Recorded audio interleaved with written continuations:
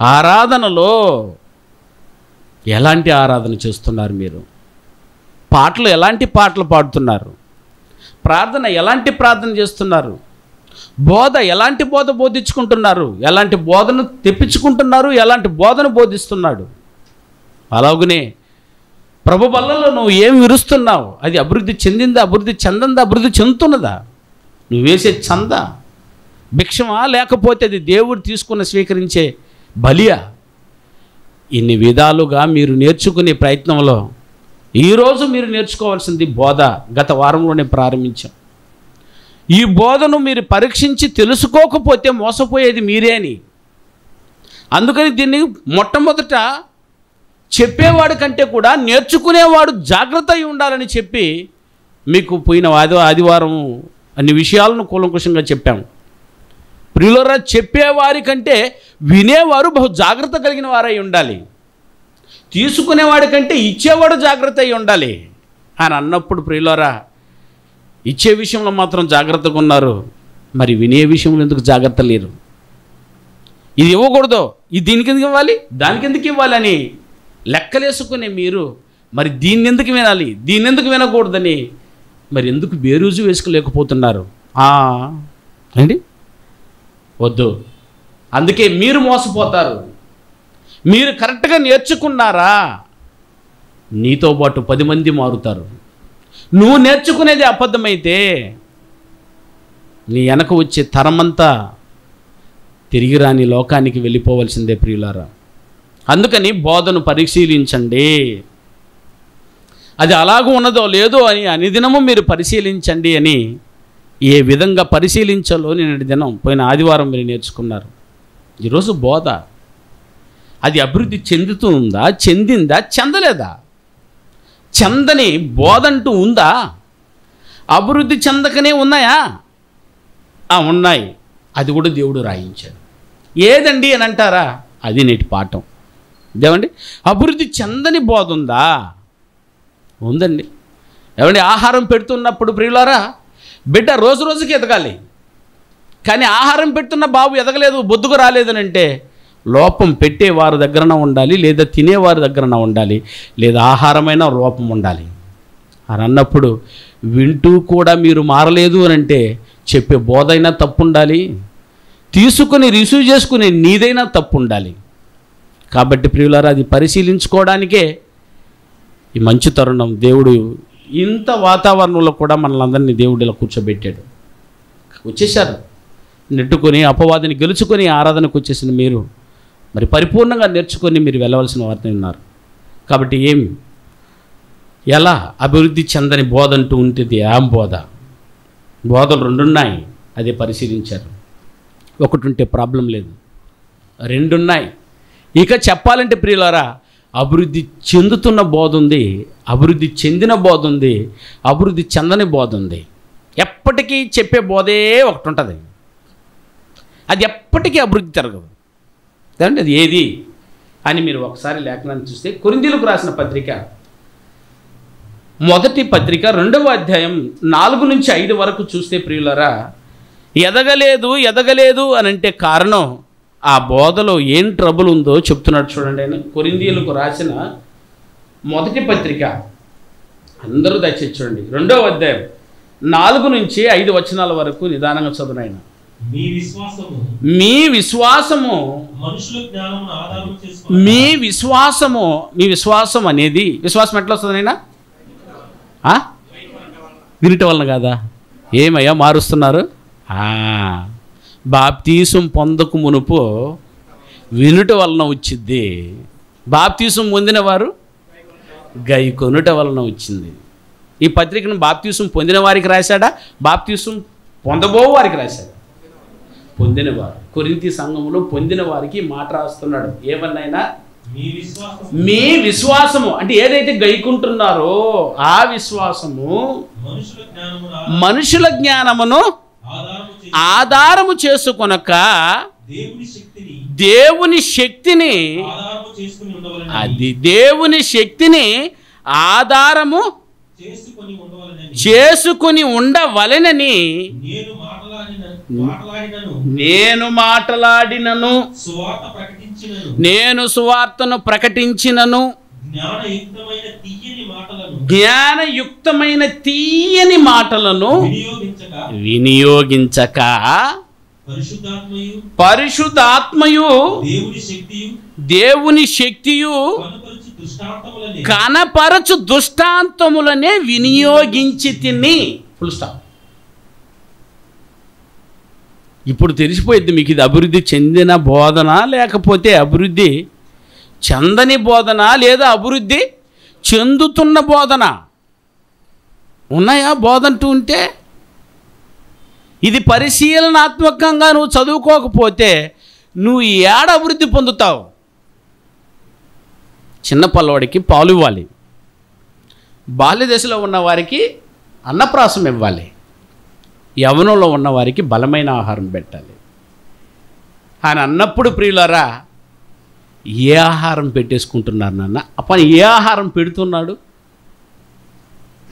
బాగా పనిచేసి కష్టపడి రెక్కలు ముక్కలు చేసిన ఇంటికి వచ్చిన వాడికి అంత టమ్లర్ పాలు అడ పెట్టారనుకోండి, తేనేనా? ఒక గ్లాసు పాలు అడ పెట్టేసి నాయన తాగేసి బాగుంది ఆయన అని తాగేసిన తర్వాత సరిపోయిందా నాయన, బాగుందా, మళ్ళీ రేపు పనికి పోతామని. రేపు పనికి పోను పాడికి పోతా అంటాడు. ఎందుకని? ఆహారం కాదు అని అంటే అమ్మకి తెలియాలి, నాన్నకి తెలియాలి ఏ ఆహారం పెట్టాలో. ఏ ఆహారం అని తిండ్రా, ఆహారమే కదా. పాలు కూడా ఒక ఆహారమే. చదివేనా?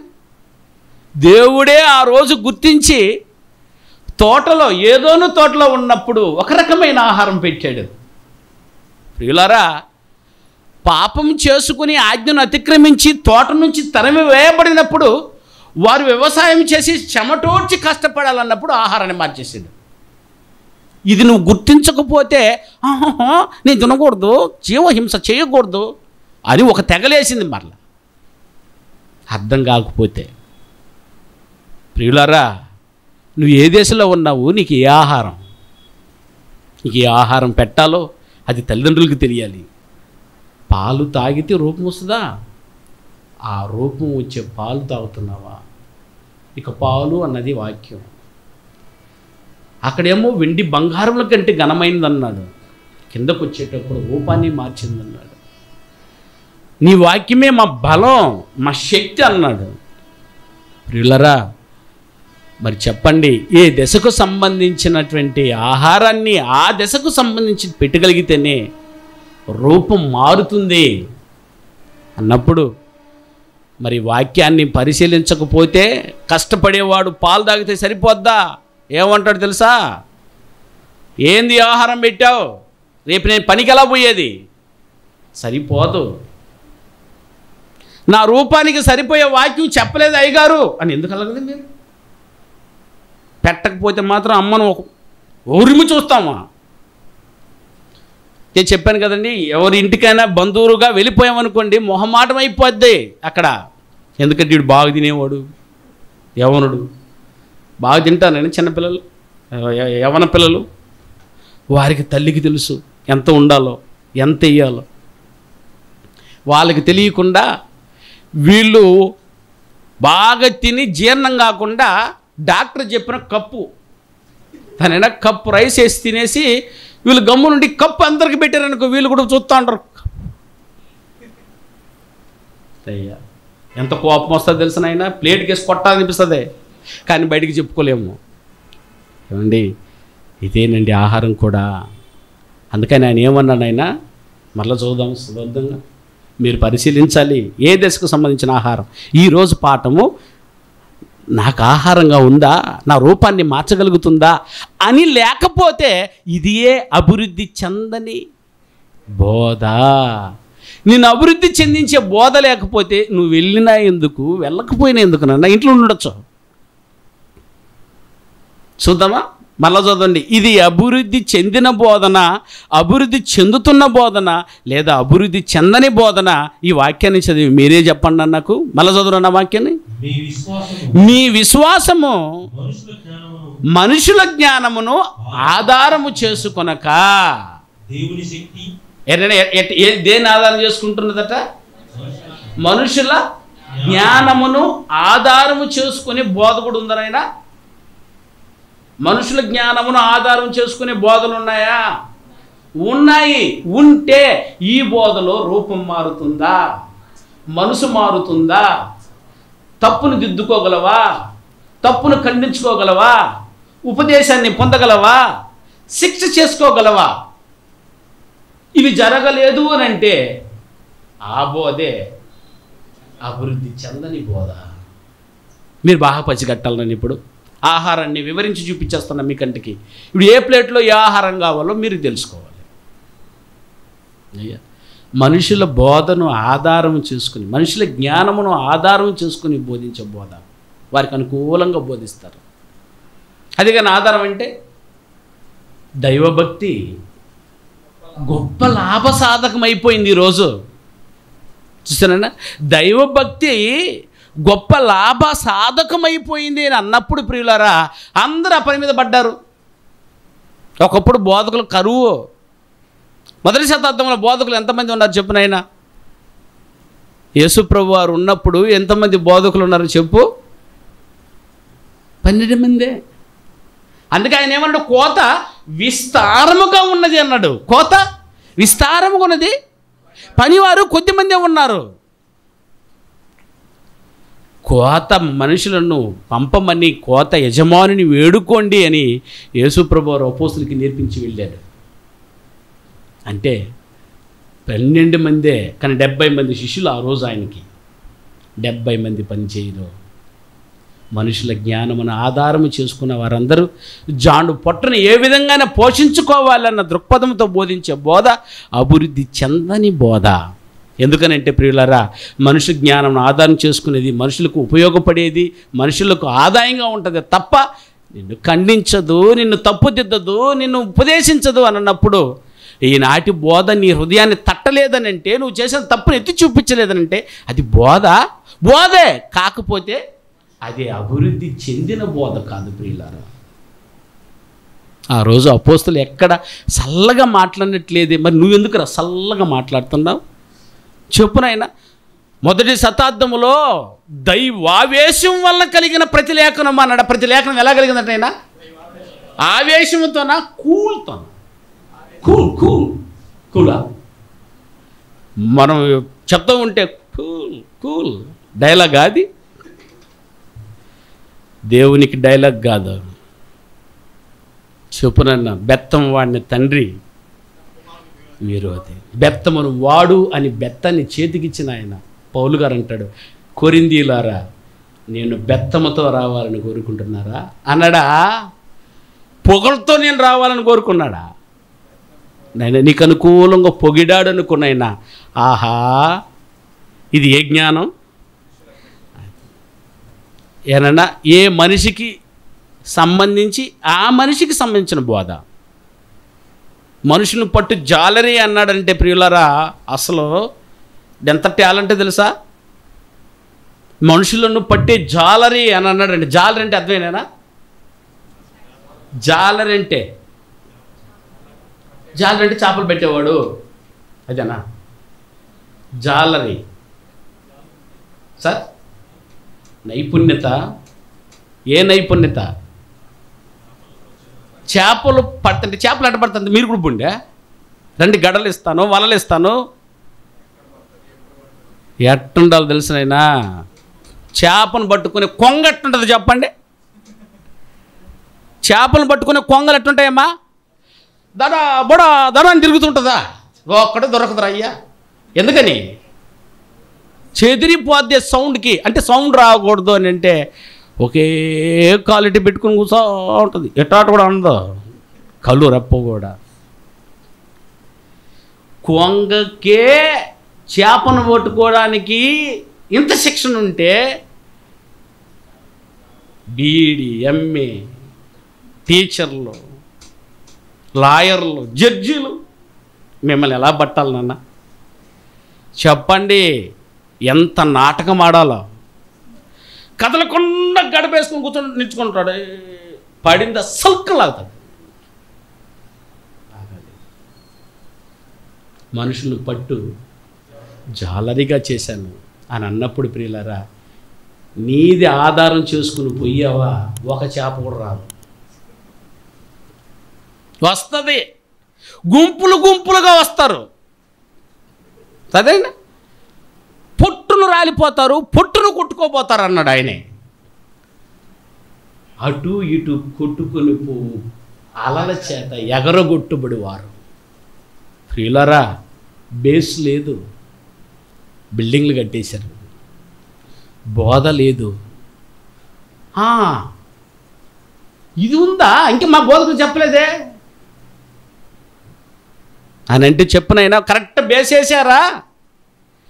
నేను మరలా బాప్తీసం పొందాలి అని అడుగుతున్నారే, మీకు బేస్ కరెక్ట్ వేసి ఉంటే మళ్ళీ ఎందుకు బోధ, మళ్ళీ ఎందుకు బాప్తీసం?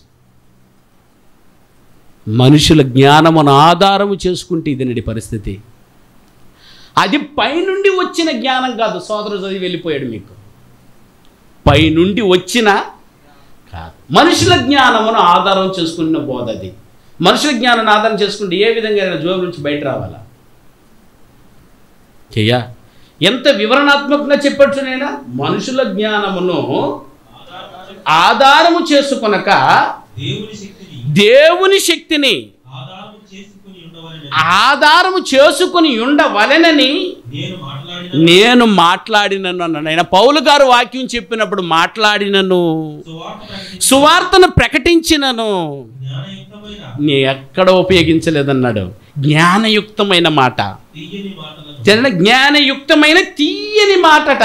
తీయగా ఉంటేనే చర్చి నిండా ఉంటారు. కారంగా ఉందనుకో ఎవరు అంటారు, నాన్న ఏనేందయ్యా సరే డాడీ దగ్గర ఎందుకు లేదు చెప్పండి నాన్న. ఇప్పటికి కూడా గొడవలు. ఏందయ్యా తొడగొడుతున్నాడా, ఏనయ్యా ఆయన జబ్బ తిరుగుతున్నాడా, మీసం మెలెత్తున్నాడు. అర్థమైందా ఆవేశం? పోనీ చల్లగా చెప్పు అని చూపి నాకు. దైవావేశం వల్ల కలిగిన ప్రతి లేఖనము ఆవేశముతో ఉంటే నువ్వు ఆవేశముతోనే కదా నన్ను రిసీవ్ చేసుకోవాలి. బిడ్డను ఉరిము చూస్తే పని చేస్తాడా? బిడ్డను చల్లగా నానా చూసేది అంటాడు కూడా.